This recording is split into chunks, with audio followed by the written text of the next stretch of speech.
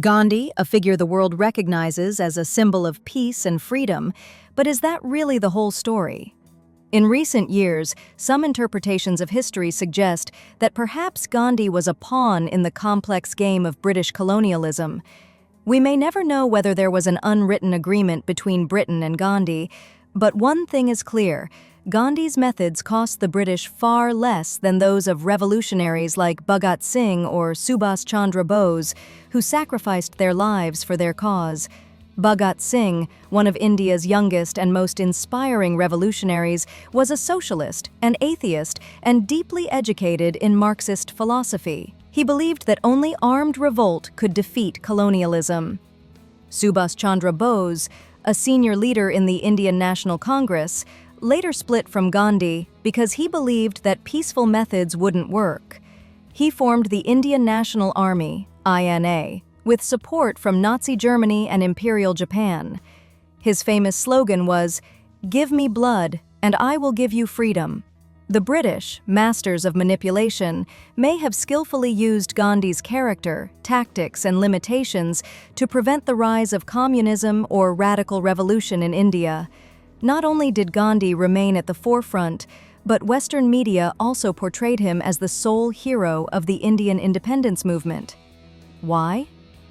Gandhi advocated non-violent resistance, but did his approach in practice serve British interests more than those of the Indian people?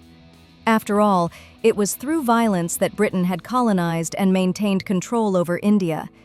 During World War II, millions of Indian soldiers fought on Britain's behalf, and although Gandhi claimed to oppose the war, he never truly called upon Indians to refuse military service under the British flag.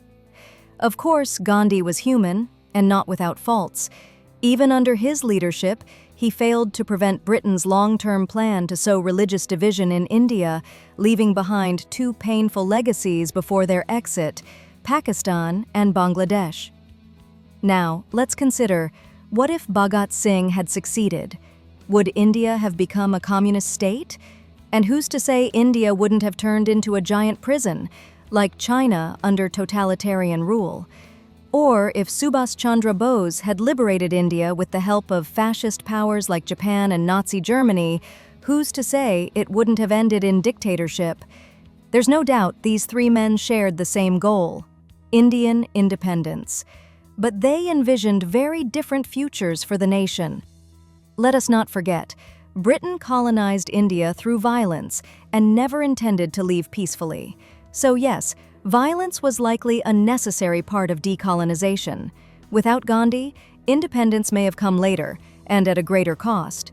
But had Gandhi stood alone, Britain might have continued to stall and delay its withdrawal.